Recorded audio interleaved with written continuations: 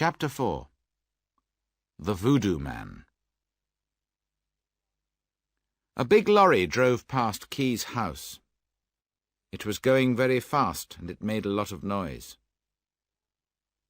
Before Conway built the new town, Key's village was a quiet place. There were only a few small cars.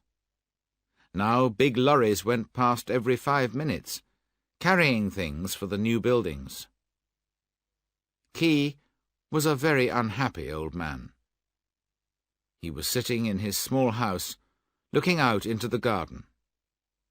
Another big lorry went past the window. He heard the sound of a car coming down the road. The car stopped near the house, and a woman got out. She was young and well-dressed. She walked up to the gate at the end of Key's garden and waited. Key saw her, and went out of the house, down the wooden steps, and into the garden. "Hello," she said, looking at the old man. "Can I come in?" "Yes, of course," answered Key. "What can I do for you?" The woman opened the gate and came up to Key. "My name is Karen Jackson," she said. "Dr. Jackson. I'm an American. I'm working at the big hospital in Port-au-Prince, and I'm doing some work for my book." "I see," said Key. "But why do you want to talk to me?" "I'm writing a book about voodoo," she said. "Everyone here talks about you. They all say you are the best houngan in Haiti.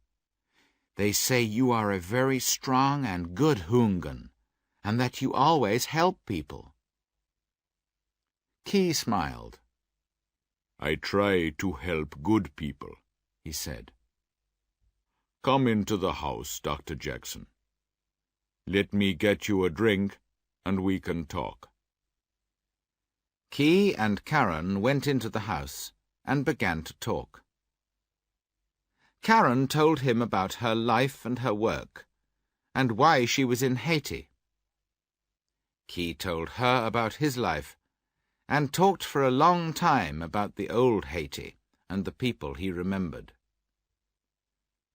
"Everything is changing," he said. "When I was a young man, we lived with our families. We worked in the coffee fields. We helped each other. Friends were more important than money. People were good and kind. But everything is different now. Business people come from America and Europe and start banks and big companies.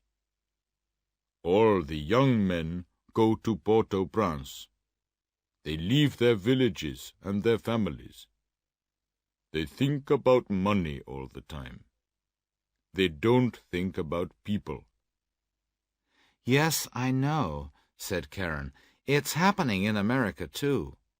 But you can always find good people if you look for them." "I know," said Key, smiling. "You don't have to go back yet, do you?" "No, not yet. Why?" "There's something that I want to show you. It's a hill outside the village. I often go there when I'm unhappy or when I want to think.